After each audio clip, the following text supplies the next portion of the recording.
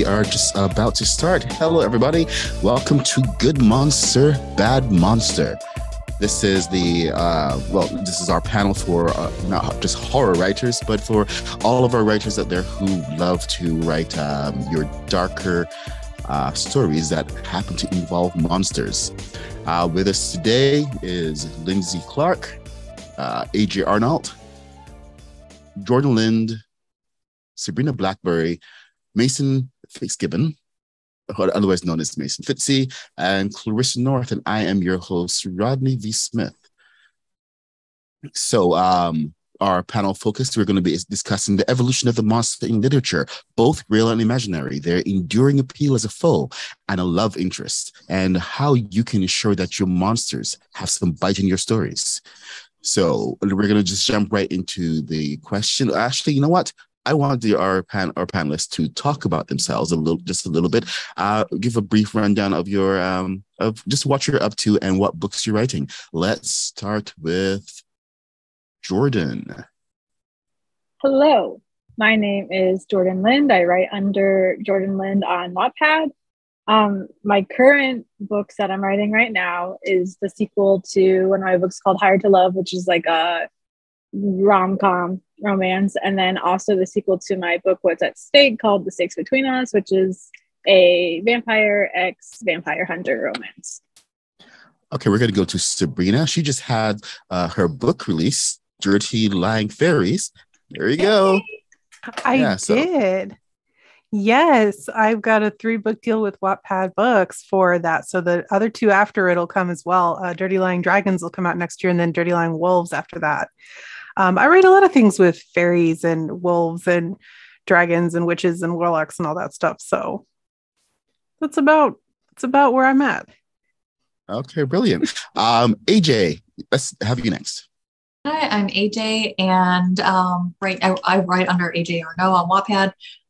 Right now, I'm writing a rom-com, and I'm also writing a sequel to a Vampire Cross Dark Witch book, which I'm having a lot of fun with. Okay, Lindsey Clarke, otherwise known as Little Cinnamon. Yeah, Little Cinnamon. I have been on Wattpad for forever, and I write mostly kind of urban fantasy, vampires I love, demons versus angels, that type of thing. Even dabbled in a little bit of sci-fi romance.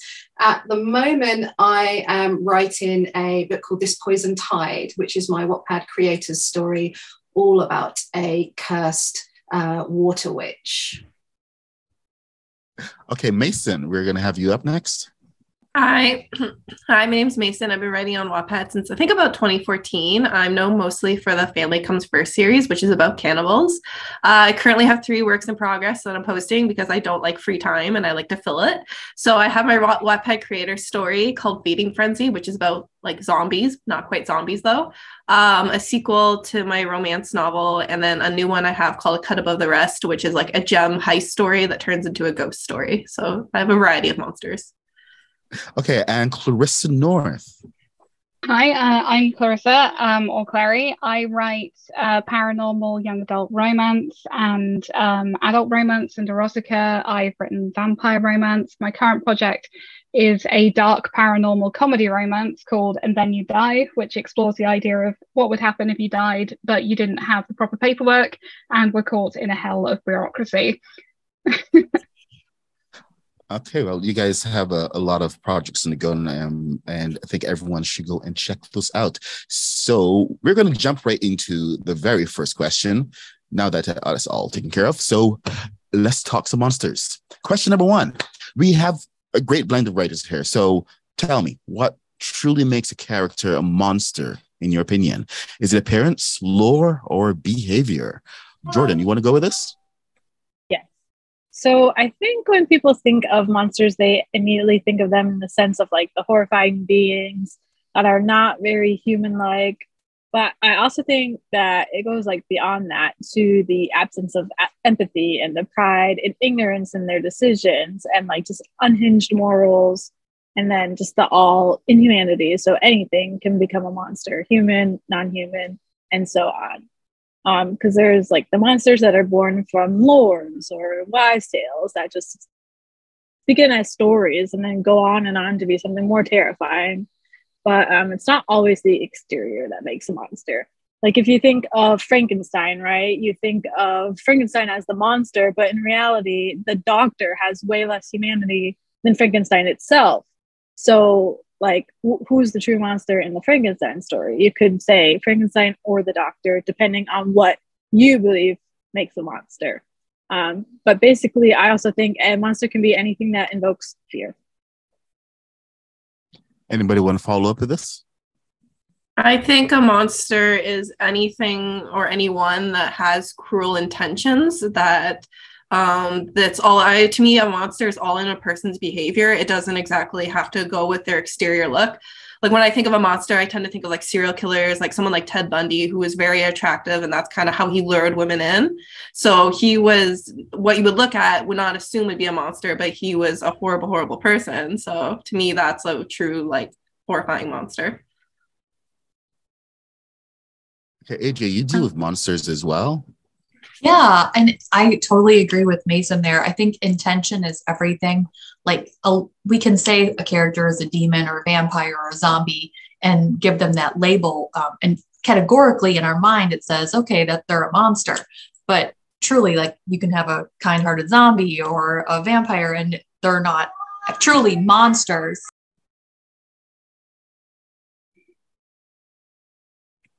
I think from a romance writer's standpoint, because not all monsters are necessarily written as the antagonist, we also see the monsters being separated, not necessarily by how fearsome they are, but what their nature is.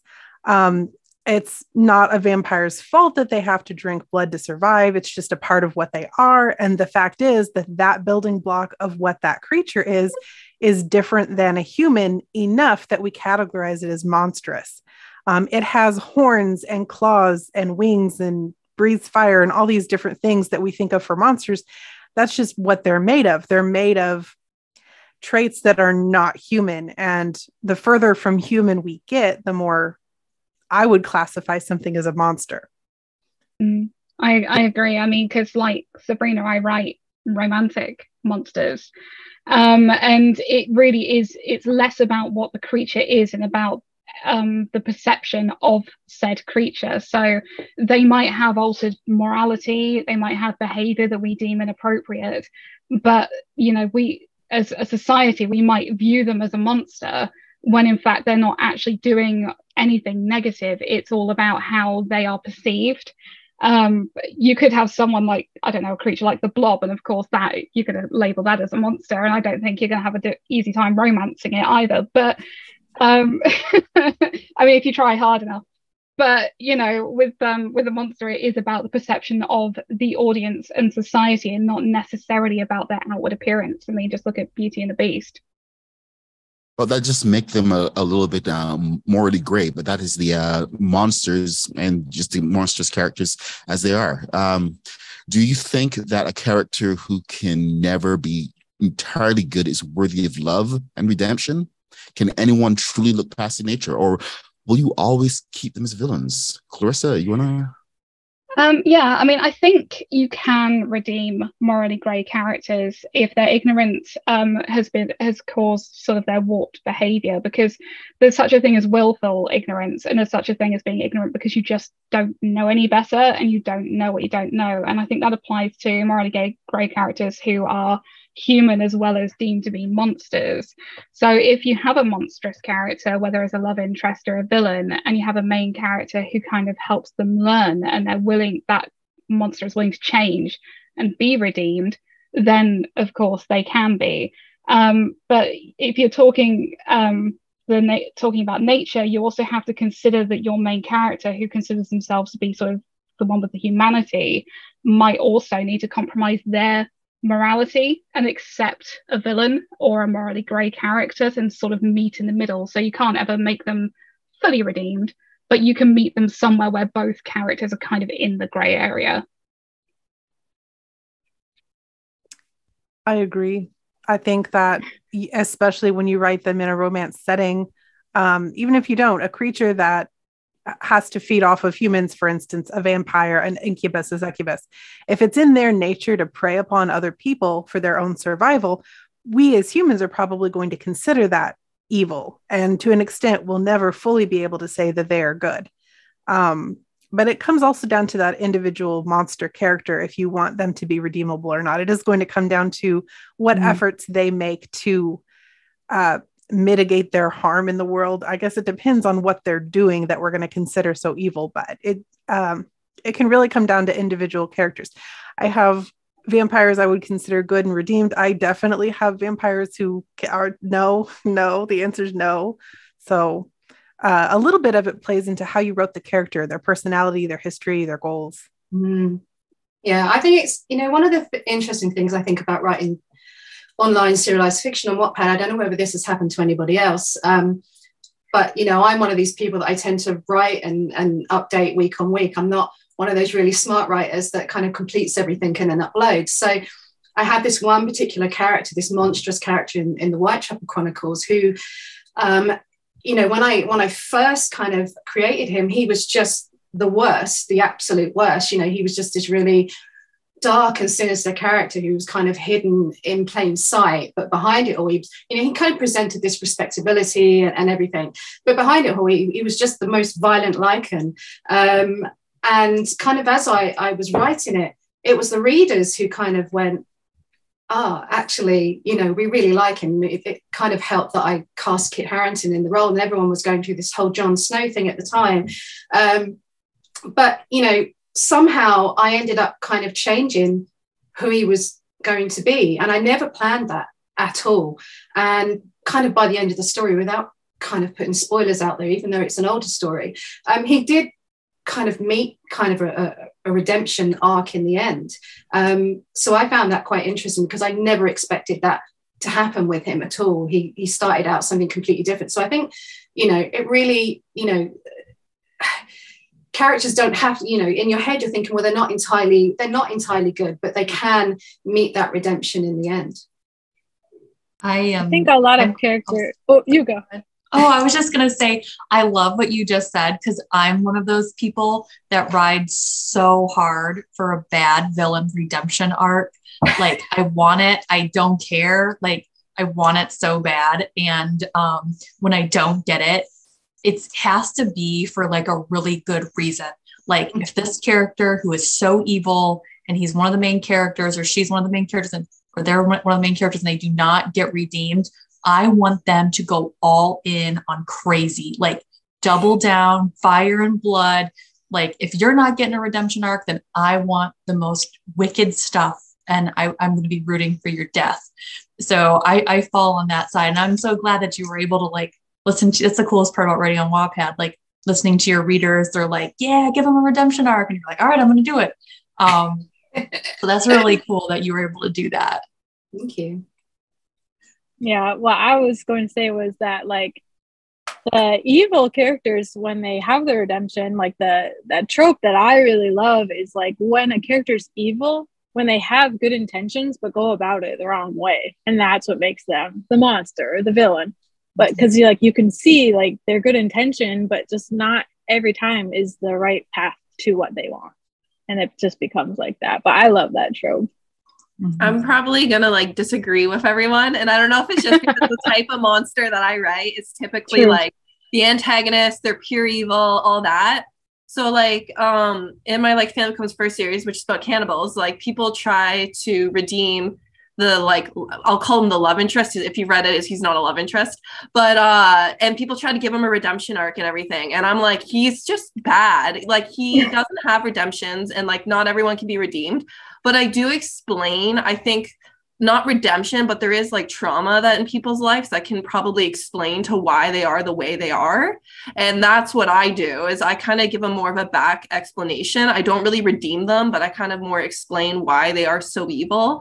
It could be too that I don't really tend to write like romantic monsters. I tend, because I am a horror writer, they tend to be the like the big obstacle, the big thing in the way. And I don't want to redeem them. I just want to keep them evil. Mm-hmm. But even then, I still feel like people are like, yep, this person's completely evil, but hot. Yeah.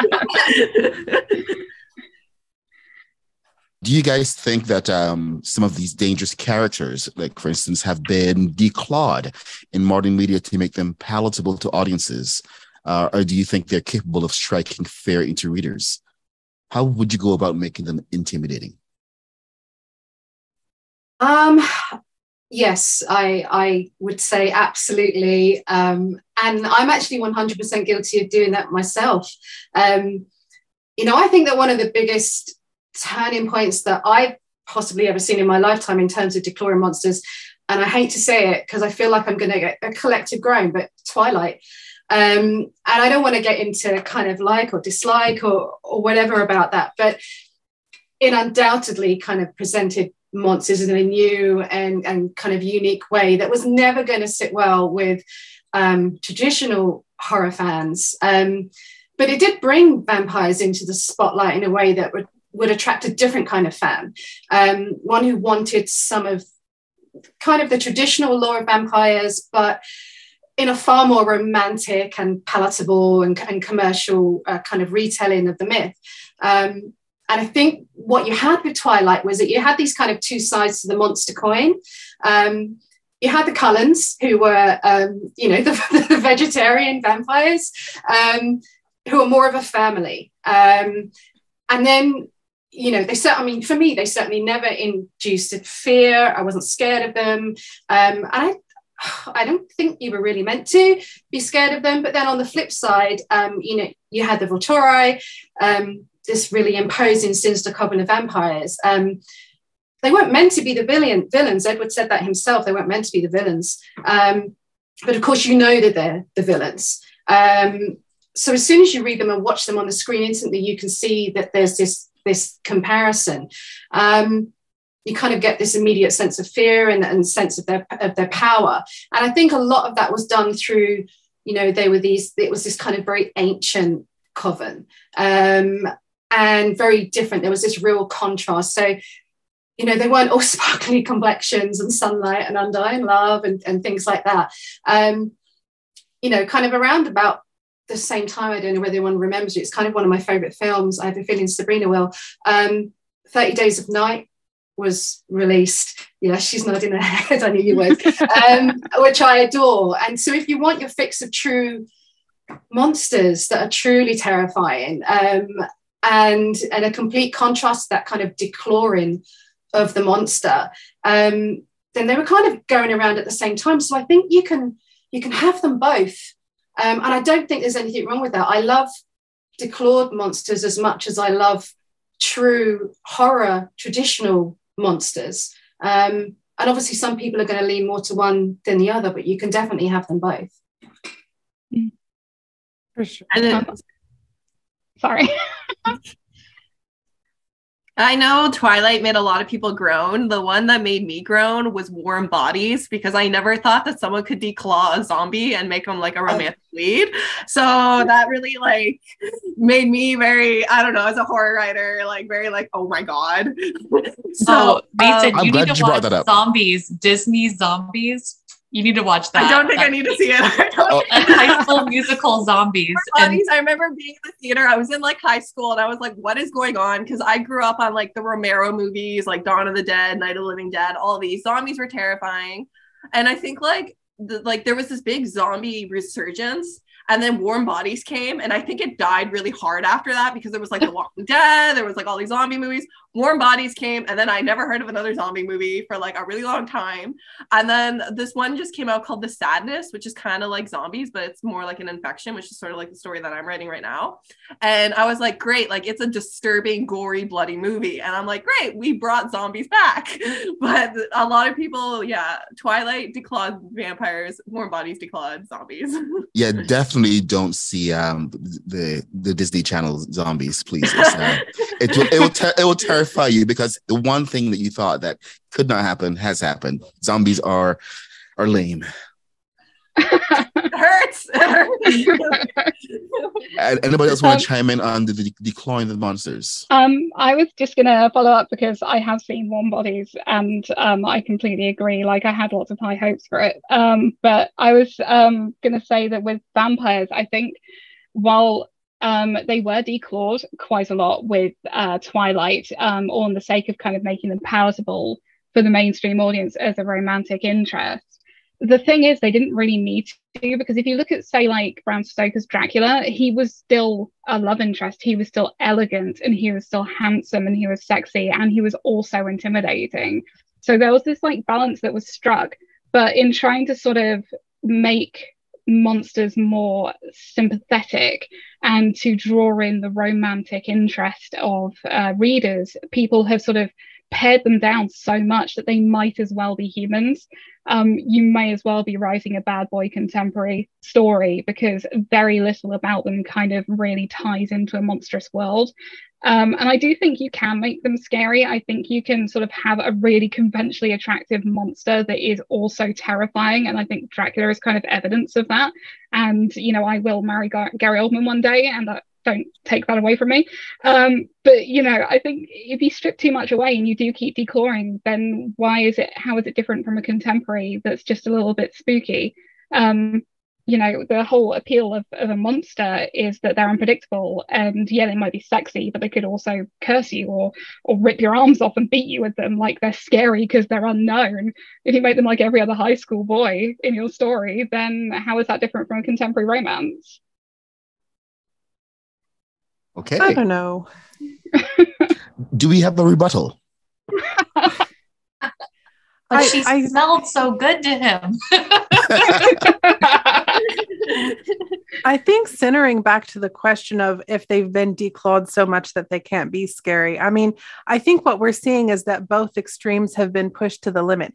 Things have been declawed so much that we have things, you know, romantic interest monsters, but we also have very monstrous monsters that we're not afraid of. Shape of Water, you're not scared of that. But we also have the creativity, the CGI, the coming together of people from all over the world has also created things more scary. We have Stranger Things. Show Stranger Things to somebody from 100 years ago, it would blow their mind. So I think we've seen a press of the extremes on both directions, but the declawing is the most noticeable one. And I think that's why people think we've gone soft on our monsters, you know, but I don't want to go to the upside down. Yeah, I think it's a case of where people they're scared of different things these days, and things that you would normally find monstrous for the whole sake of the monster conversation is that it's been kind of normalized because we've seen worse. So the things that we can imagine in our brains, the CGI is bringing it to reality, and we can actually see it now. And as writers, how do we even compete against that? Sentient tax returns. Yes. All right. Okay. So let's change tack a little bit, and let's explore some lore. Is it necessary to create the lore, the motive, and the rules for your monsters if they're the villains, or is it just as effective to create a monster who exists just to be an obstacle to be defeated while wreaking havoc? Check, you know, in terms of like Cloverfield, the Blob, the Alien. Sabrina, you've got quite a bit of lore going on with your story. Let's hit us with it. Yeah. I mean, I think that to an extent you have lore no matter what. Even if all it is this very basic, the monster's instinctual nature to be horrific, monstrous, the thing that we're scared of. Whether you explain why it is the way it is or not, we all have enough context to say, oh, we should be afraid of this. Some creatures, especially the closer you get to a human mentality or sentiency, usually require lore. If you're going to have them speak or communicate, even in a most basic capacity, you have something that shaped them the way they are. But even if you have a creature you're afraid of, we would be terrified if we ran into a dinosaur right now. We don't have to know why it's mean and wants to eat us. We just know these things about it. So I guess it probably depends on how close to sentiency and how much interaction with the quote unquote victims it's going to have. Maybe. I think. Does anyone want to chime in? Come on. I think an important rule when you're kind of creating a monster is how is this monster going to be defeated? Because that's like a huge plot point to your story, was because not all stories, but most of them, the monster is defeated in the end. And there's got to be some kind of way to do it. And you don't want this like Deus Ex Machina moment where all of a sudden the monster has a heart attack and dies on the floor, because that's like really not like a good payoff to your story. So to come up with a, like, I know like vampires, it's like a stake through the heart, or you behead them, you know, werewolf, it's a silver bullet. Like there has to be something that the hero can work towards and kind of strategize and to defeat the monster if they're going to do that. I agree. I think the most basic elements of like a creature feature monster, and probably any monster that's an antagonist, is where is it from? What does it want? How is it going to do it? And how do you stop it? I mean, if you start getting into sort of more sentient areas, you could also think about why is it doing this? Like, what's its motive? But in a lot of creature features, it's as simple as it's hungry, or it's stranded on your planet and it's just really, really angry about that, which I think most people would be to be stuck on Earth, to be honest. But you know, it really does depend on the nature of your stories. As has already been touched on, once you've set your rules for behavior and how to kill it, then your focus really is more on the people who are trying to kill it. But if you're writing a romance or something where your monster is going to be more involved, as Sabrina said, more sentient, then you're going to need more lore and more intricacies in how they behave, because they're going to have to interact. They might even be a love interest, or they could even be a hero themselves. So that you need to know where all of this comes from. It might not all make it into the story, but at least for consistency's sake, then you can actually make them more tangible with that information. And I can see Jordan nodding, so I'm interested in what Jordan thinks.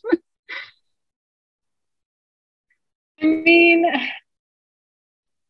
I'm not sure. Like, I think it always just goes back to the intention the creator had, like, for any kind of monster. Like, what is the basic intention for the creation? Like, does it need a motive? No, not really. Can it have one? Yes. I just think it's the intention. That's just my thought. I agree with that. I think to the point of the lore, like nothing takes me out of the story than if something doesn't make sense. If I'm scratching my head, like, wait, what? How do these pieces work together? I don't understand what's going on right now. So if you're going to create a monster and you're going to deviate from maybe like popular stereotypes, the reader has to know what's going on. Otherwise, you're going to get a very confused reader. So that is super important when crafting like a story with monsters. Yeah, I think I fall very much on the side of kind of traditional horror monsters in terms of what's most effective. I mean, it's my personal feeling. You know, I kind of think back to the books that I read when I was younger. I mean, when I was 11, I think the three books that stand out in my head still as kind of those kind of top class horror books that really terrified me. And, you know, I know I was 11, but I think they still would terrify me now. And it was all about monsters who, you know, were so kind of utterly alien, whose kind of sole purpose was to create carnage and consume humans. And that was, you know, Stephen King's It, obviously, Pennywise, The Rats by James Herbert, and Phantoms by Dean Koontz. I don't know whether anyone's read any of the other two. But, you know, I just think there's something so incredibly powerful and effective about pitting your heroes against something that's so completely alien. Because I think, you know, those kind of monsters, they refuse to kind of participate in the order of things, which kind of goes against, you know, everything we demand of the world around us. So, you know, when you have a monster that doesn't fit structurally into societal norms, it's considered dangerous or the other. And I think when you kind of encounter a force that's so completely impervious to all reasoning, you know, something that exists just to destroy and consume, and it can't be swayed from that path, then suddenly, you know, humanity becomes really, really small. And we don't like that, you know, and I think that's terrifying to us. We don't want to be considered small because we consider ourselves kind of top of the food chain. Do you know what I mean? So, so for me, kind of that is most effective. But I am a kind of traditional horror reader from a really young age. So I remember when monsters were monsters, and that's kind of what I grew up with. I also read Stephen King's The Mist when I was like in 4th grade. It was at the book fair. And I was afraid of mist, for like years, like a decade. I would not go outside on foggy days. And even today, when I'm driving home on foggy days, I just like, that's scary. Like the mist was scary. And also like The Girl Who Loved Tom Gordon, like I don't know if you read that one by Stephen King, but like just the monster in the woods hunting, like those kind of things do invoke such fear, especially like when you think of The Girl Who Loved Tom Gordon when you're by yourself, right? Yeah. Humans look for protection in humans, but when you're alone, that's taken away too. Yeah. On the note of the monsters, just how they change, I sometimes think that we need to have some kind of silver bullet in place for us as a way to bring down the monsters. Like otherwise you end up with like a Cloverfield situation, where there's this monster mind that's just smashing everything and just deflecting all of the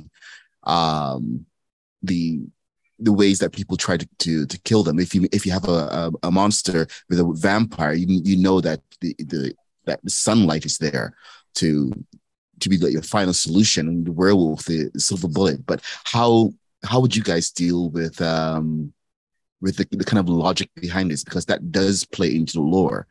Do we need to have a way to kill monsters? I don't think so. I think some people are fine without having that hope at the end, that happily ever after. If you bring some truly horrific Lovecraftian monstrosity into it, you can't always expect it to turn out okay. Just like the people who don't mind a romance, it wouldn't be a love story that does not have a happily ever after at the end, there's market for it. Somebody out there does not mind just watching an entire devastation play out on the pages of a book. Yeah. I know. Sorry. No, go on, Mason. Okay, I know too. It's really often, again, I write horror, so this is a trope that tends to happen where it's like you thought you defeated the monster, and then in that last scene, you see them again, or they're like seen walking by. Like there's like a resurgence of this, so it's kind of like you can never kill it, even though there is a way to kill it. So I know, yeah. Like the futility of it, it's like you think you've won, and there is no way to win. I do find it funny that Rodney said like sunlight with vampires, because as Twilight proved, that's not always the case. Don't shake your head. I'm just gonna roll my eyes here. Yes. I mean, I've written a line in one of my vampire stories where like they talk about, how to kill a vampire, and the main character says, well, what about chopping off their head? And the vampire's like, well, that would kill anyone. Yeah. So you don't necessarily need like a special silver bullet, but I think there are always things that people lean back on in sort of real lore, where it's like fire and silver bullets and things like that. I mean, like fire seems to be quite consistent with monsters because it's so destructive.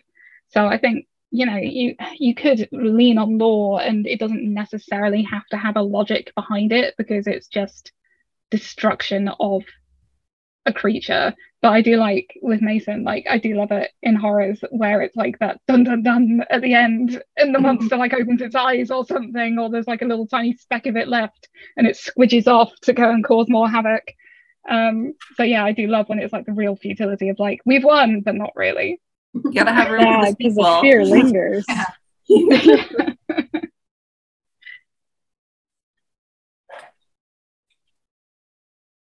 Rodney, I think we've lost your voice.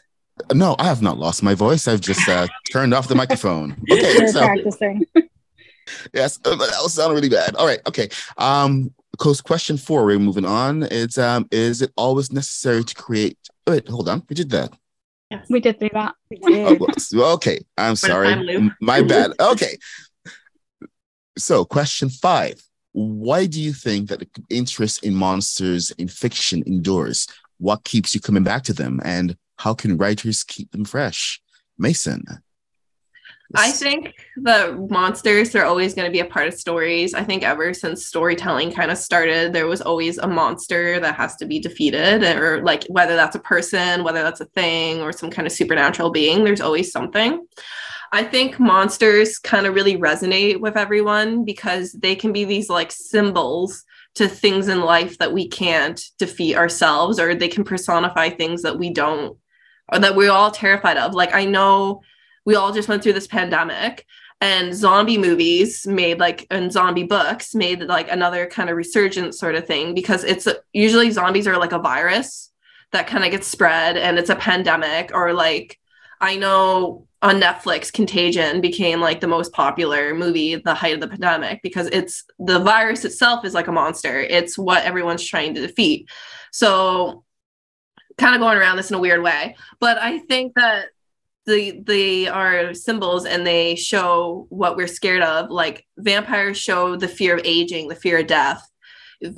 Some people say werewolves show the fear of like puberty and like, you know, transforming and becoming something new. I know I read and I write a lot of like serial killers or like men that are terrible. And I think that tends to be like sort of like a fear of the patriarchy and like, you know, women's rights. Like it's a very, I don't know, if you've read my writing, you'll know what I'm talking about. I tend to write like a lot of like suppression to women and trying to overcome that. And the monsters tend to be these evil men. So for me, monsters aren't going to go away. They're always going to keep us fascinated and interested.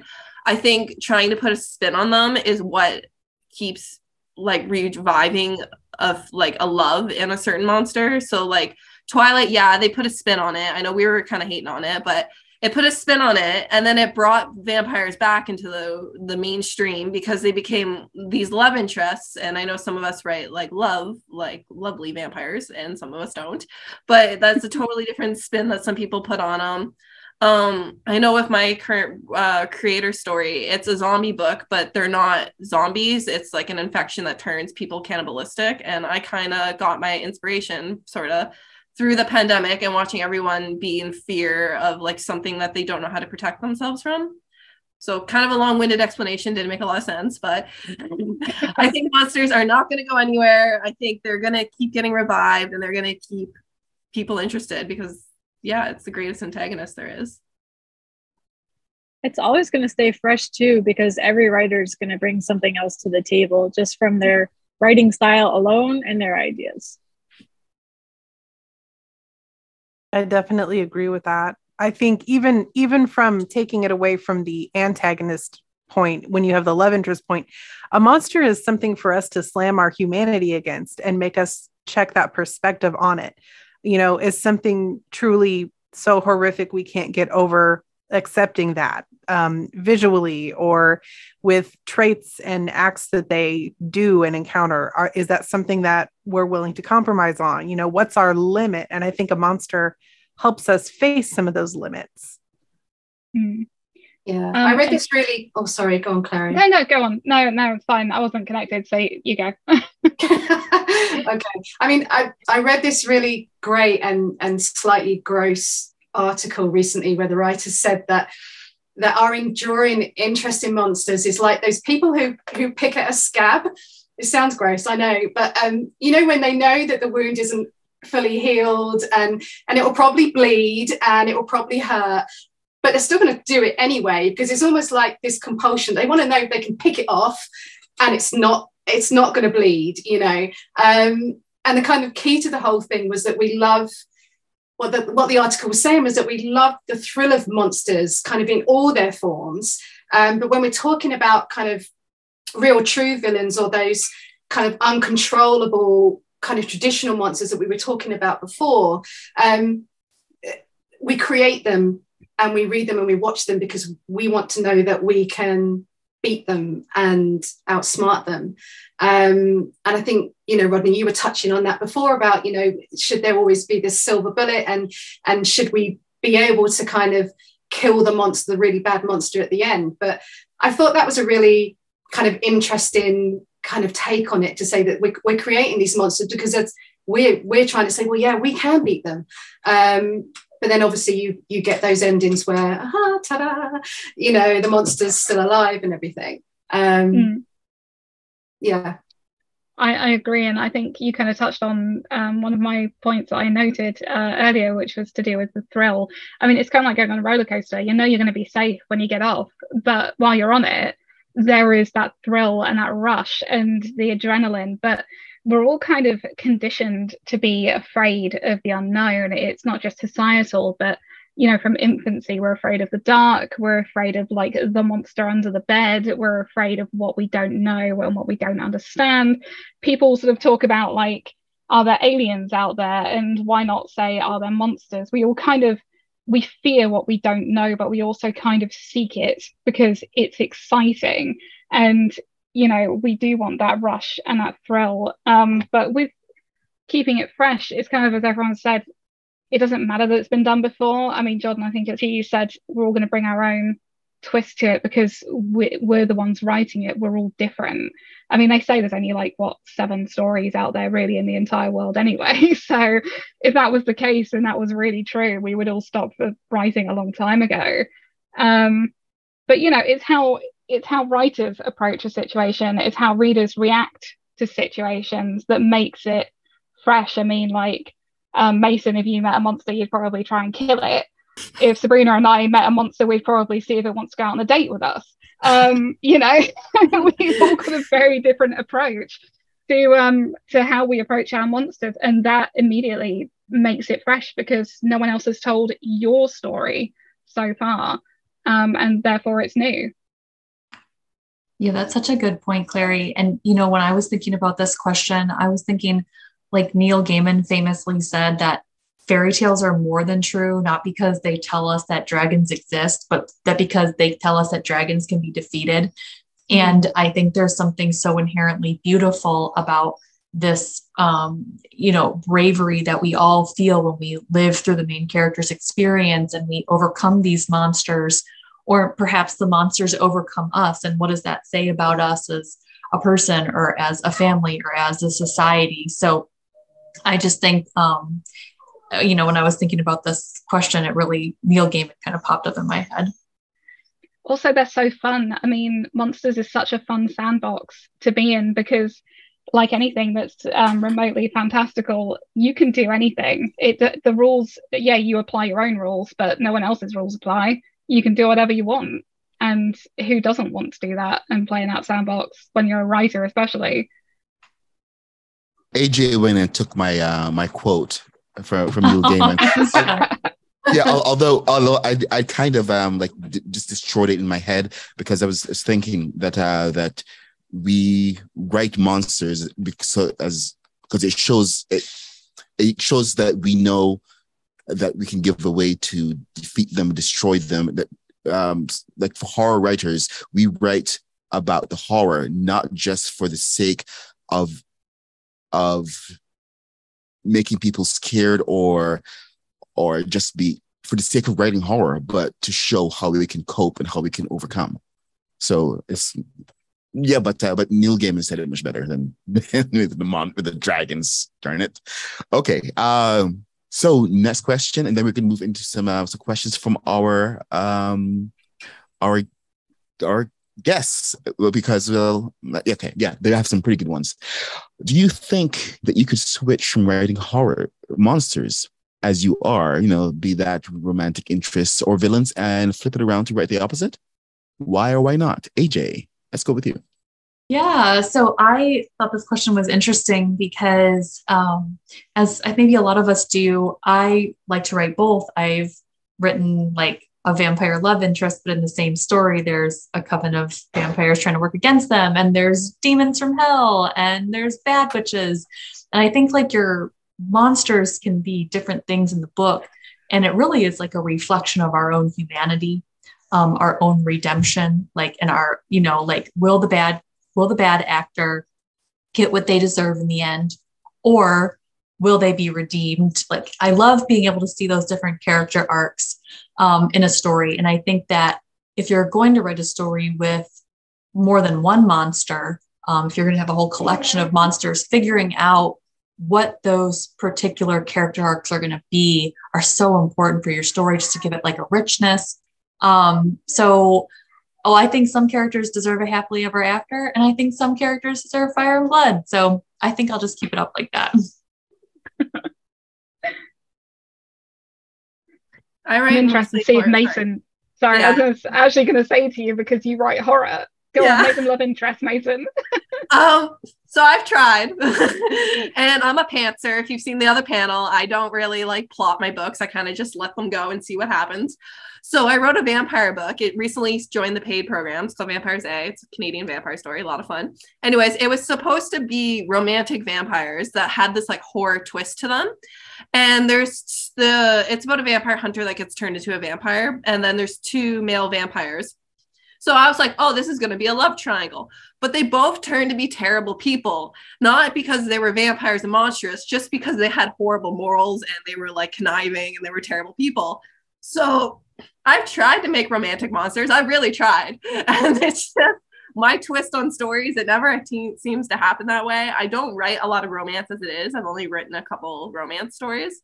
So I don't know. I think my brain is just hardwired to be like, monsters are bad people. They have cruel intentions, and just make them awful. So. Lindsey. Oh, sorry. Go ahead, Sabrina. I don't have a lot to add. I don't know if any of my antagonists are human. I also don't know if any of my love interests are human. It's all. In real life or in your books? Wouldn't you like to know that? So let's get some questions from the attendees. Can a monster choose to be anything other than being a monster? Like, can they choose to be good when they're destined to be bad? Who wants to handle this one? I think that's where like the vegetarian vampires come in and things like that. I think we've seen that kind of thing before. I think it's very human to defy your fate. I mean, like, or defy your nature, because you kind of see it. I mean, yeah, I'm saying human. I know we're talking about monsters, but you kind of do see, as Sabrina said, like vampires who choose to be vegetarian. You see people who are brought up in like really bad situations, and like Mason, you said some of yours, you can see the motives on why they became bad.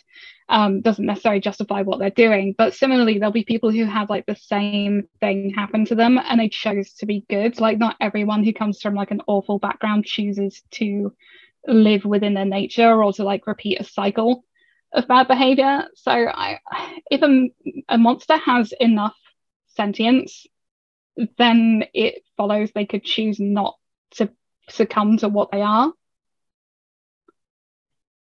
Open to anyone else contradicting that. I mean, depends. I guess it depends on the monster. Yeah, I think it's very dependent on what the monster is. Like, some of my favorite stories that I've read are like werewolves that are trying to like not be werewolves and they're trying to like find a way to reverse it, or vampires that are like trying to find a way to like not have to drink blood. Yeah, it brings you to vegetarian vampires, but I think it's really interesting, and I don't know. I love that you posed that question though, Mason, because it's kind of like, it brings us back to our own humanity. Like, if there's something that I do that's really terrible and I really want to change it, could I? You know, and if I could, would I? Mm-hmm. So should we go to the next question? If you could choose to be any monster, what would it be and why? AJ. Oh, hands down, I'm going to be a vampire. I'm going to live forever. It's going to be fabulous. Y'all watch out. I'll probably be snacking on you. I'm not going to be a vegetarian. I would definitely be a vampire. Sabrina? I wouldn't even want to be close to human. I'm going to go with like maybe a gargoyle or a dragon. Give me claws and wings and fangs. All right. Clary? I was going to say vampire because of living forever thing and being like sexy forever, which clearly I am. But I kind of feel like I'd rather be a demon because, you get your own realm, you might have wings, you've probably got magic, and you would still live forever, but you could, tear people in half like they're a phone book, and that'd be amazing. Okay, Mason. I wouldn't want to be a vampire because I wouldn't want to live forever, and I don't think I am coordinated enough to properly be a vampire. I feel like I'd be caught in like 2 days. A werewolf, the transformation looks very painful. I wouldn't want to do that. If I could say anything, maybe like I'd want to be like the Grim Reaper or something. Like I want to be like in charge of like everyone else's fate. Like I like that power. So I think that would be pretty cool. Who am I missing? Lindsey, did you know? Go. Yeah, I'm with AJ. I'd totally be a vampire. You know, they're my first love, and also there might be an outside chance of me being sexy and cool for the very first time in my entire life. So, yeah, vampire. Well, I'm gonna go with mermaid. Oh, I'm interested. I'm just doing it just to be different. I think Jordan's going to blow it out the park. She's probably going to have something wild that we haven't thought of. Okay. No, Jordan? I actually was going to go with Grim Reaper too. Only like, yes, you can live forever, but I also think not like the scary, creepy Grim Reaper, but I would like to be the Grim Reaper to help people move on. You know, like they're dead and they need to come to that realization. And I think it would be so nice to be like a nice Grim Reaper to help people move on, because it's just like, I feel like fear of death is such a huge fear in humans that I'd want to help. You'd have a really hard time meeting. You'd have a hard time meeting new people though, you two, because you couldn't do a handshake because you just kill them stone dead. Don't touch. You can look though. So coming off that question, what monster would you let take you on a date? So many of them. Oh, Sabrina's being sexy voice now. Come on. I don't have any hard limits if they have good chat and will go out to coffee with me. Yeah. It's all good. It's all good. You can be the crack. I don't care. I don't care if you're the Kraken. I don't care if you're a vampire. I don't care if you're anything. You don't even have to have like feet or a mouth. Yeah. Sabrina's just gonna have a line. She'll get through them one at a time. Maybe I will. Why choose? I didn't think this would be such a risque question. Mason, would you like to chime in? I want to go on a double date, and this is with two specific monsters. So these are both film references, though. The Lost Boys, David, who's got like the 80s hair, the leather jacket, the earrings, the motorcycle. Oh, take me out. And then my other one I would want to bring would be actually Jason from the Friday the 13th series, because I have this inappropriate age gap love for Kane Hodder. So I was like, if you could bring me out on a date, just pretend to be Jason and I will be totally infatuated. I'll marry you on the spot. Okay, I saw Lindsey cheering just now. Well, come on, Lost Boys, David. Lost Boys. Oh, yeah, I'm so with you on that one. But I didn't choose him. I kind of went with the very first name that popped into my head, and I'm just going to go for Lestat. Maybe a bit divisive on that one, but I reckon he would be pretty wild and unpredictable. And I'm quite old now, so I don't really get a chance to be wild and unpredictable. So I would definitely have a night out with him. I mean, I think he'd probably kill me by the end of the night, but you know, I think it might be worth it. Okay, AJ, you want to take this up? Sorry, there's an argument going on between my children. So I specifically, film reference again, well, TV reference would be from Shadow and Bone, Ben Barnes, the Darkling. He could take me on a date. He would be my villain. Absolutely. Clary, have you gone? No, I haven't. Well, I think I said earlier, it would be a vampire. It would be Dracula. But, you know, in the Bram Stoker adaptation with Gary Oldman, where he's very young, obviously not when he's a very old man in it, but when he's very young and very dapper and he's got his like top hat on and everything, because he's dangerous, but I would climb that man like a tree in that film. I think he'd probably kill me by the end of the night, but worth it. Okay. Has everyone answered? Jordan? Oh. Do I not exist to you, Rodney? I am sorry. You're just on that side of the screen. I'm sorry. Okay. Me, I will choose Michael Myers. For no other reason than I didn't know who he was. I've never seen any Halloween movies or anything, but I like watching the video game Dead by Daylight. I like watching streamers play it. And one day I saw Michael Myers in the game and I was like, who is that? He's so tall and intimidating. And my boyfriend was like, that's Michael Myers. And I'm like, I bet people find him attractive. And then I have been made fun of ever since. For like, now I know who he is, but just for the sake of it, I choose him. He's just waiting for someone to take him out on a nice romantic date. Yeah, that's all he needs. Guy. Okay, so that was actually supposed to be a bonus question, but we're going to take you back a little bit. When you're writing your story, do you come up with the monster first and then choose the best protagonist to go up against it, or vice versa? Yeah. Okay, it's a yes question. Oh yes, I choose the monster first. I think it's easier to build around a monster. At least for me, because I'm a planner, so I know who they are and what their powers are and who's best matched to go up against them. So, but that's because I plan quite meticulously, so I prefer to know the monster and then build everything around them. All right, Sabrina? My protagonist usually comes first. I want to know what they want so that I know what obstacle to put in their way of getting what they want. And so if a monster is a love interest, that comes pretty early in the process. And if it's an antagonist, it comes later. Jordan? I'm actually the exact same as Sabrina. Okay. That's all I was going to say. Crazy. Lindsey? I think most of the time mine actually come as a pair. I'll create a protagonist and an antagonist, and I'll have them in my head from the beginning. That I do tend to kind of write. There's a lot of pairings in my books, so I'll have them both in my head, and then the story kind of is built around them both. So yeah, there's not one that favors the other. AJ? Yeah, I really reflected on it as you guys were talking about this process that you go through for creating a monster. And I was thinking about it. And honestly, I really get like a feeling like, okay, I know I want to have this kind of feeling in my book.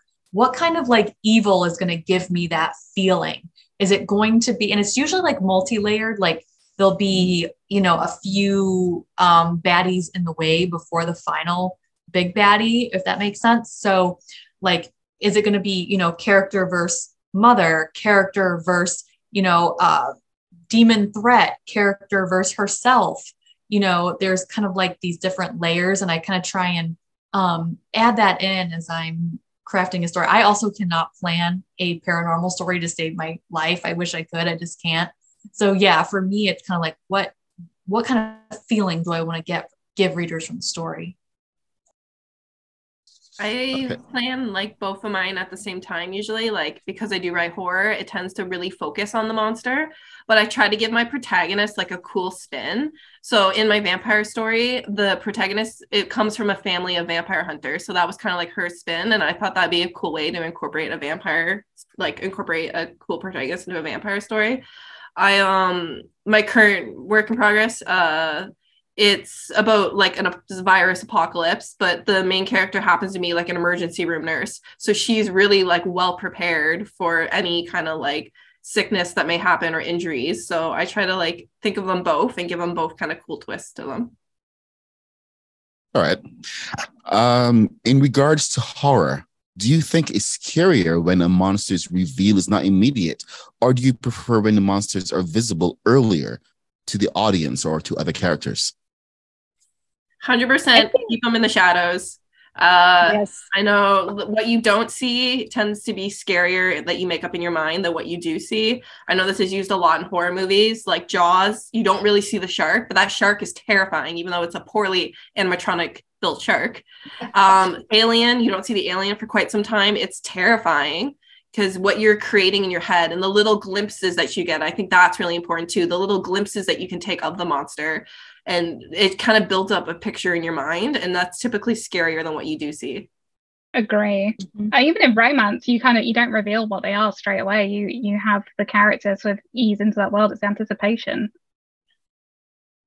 Yeah, you know, I don't know why, but when you were talking about that, I was thinking about, and this is so off topic, 50 Shades of Grey. Like when you're seeing him like with the zip ties and he's like kind of like, and she's like, why is this guy so weird? And you're like, but he's actually kind of a monster, right? So in his own way. So yeah, definitely that building reveal. I think it can even make like the silliest things scary. I don't know if any of you have read Howl's Moving Castle, the book version, but in the book version, the scarecrow is basically stalking Sophie throughout the book, and she's really scared. And it's so like it's actually scary, like to think what is this thing and what does it want with her? Even though it ends up not being scary after all, but it's still like the not knowing and just having it be intimidating. Right. All right. So we are almost out of time. So I would like for you guys to tell me what. Let's say, okay, this is. I know I'm going to be just throwing this at you guys just out of nowhere. I should have warned you to have something prepared, but what the heck? I'm going to go for it. What books on Wattpad are you currently reading? Let's just do the speed round. Sabrina. Oh my gosh. I got what was the title of it? There was this one, it was in Paid Stories about an orc. Hold on. It's like Orc Wars or something? Yes. I just started it. So like the title is not solid in there yet. But I just started that one. Okay, Mason. You're mean. I've been trying to kind of dive more into the world of romance. So I've actually been reading Tamara Lush's book, so Drive, and I've been reading Kiss Kiss Bang Bang, and they are both very good. Highly recommend them. If you want horror, there is a writer, her name is Zombie. She writes like Mommy's House and a couple other really scary stories, and so I would highly recommend her too. Lindsey. I am reading Of the Blood by Dolly Jameson. It's a new creator story. And I am also reading Heart of Leof, which is book 3 in a series by Scarlett Drake. Jordan? I am actually in the middle of a reread of a Wattpad book, Death is My BFF by Cat Rocks, because it's getting published by Wattpad Books. So nice. I'm like rereading the original before it comes out. AJ? I am reading about 7 books right now, but just to keep it short and it's not topical, but Alex Hicks Scribbles on Wattpad. I'm reading their creators project, Lorelia. Don't kill me if I mispronounce that, Alex.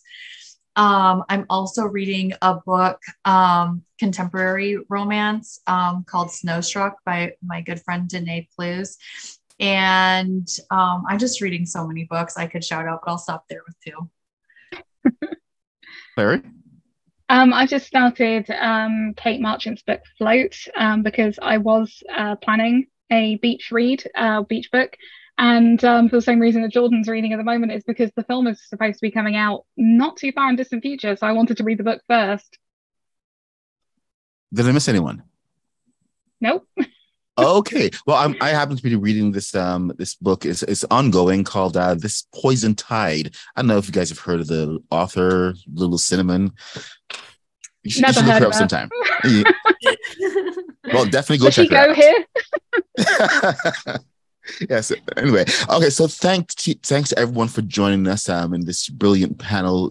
Good monster, bad monster. You guys have had a lot of really good insight, and I hope everyone has gotten a lot of good information from you guys. So feel free to I don't know, to feel free to reach out, but feel free to check out any of the authors here. AJ Arnault. Sorry, you guys, I just vanished there. Lindsey, Clarke, Jordan, Lynde, Mason Fitzgibbon, Clarissa North, and Sabrina Blackburry. Remember, she just has her book out. So go and buy it. I'm here giving that big plug because it's now in hardcover. I think it's probably the first hardcover from Wattpad. From W. Yes, from Wattpad books. So it's pretty awesome. Our next panel will be I don't know the date, but it's going to be in next month, and it's going to be dealing with the my God. NaNoWriMo. Isn't that NaNoWriMo? Yes. Okay. See, I know exactly what I'm doing here. Right. So the next one is NaNoWriMo. So if you want to know a little bit more about the details about how you're going to write every single day and get 50,000 words in November, well, we're kind of prepping for that. Morgan Ryder is heading up a little boot camp there, so you make sure to check it out. Thank you for joining us for Good Monster, Bad Monster, writing for the Wattys, and a big thank you to Wattpad for sponsoring us and making this all happen. Thank you for being such a great host and great panel. Guys, say goodbye. Bye. Bye.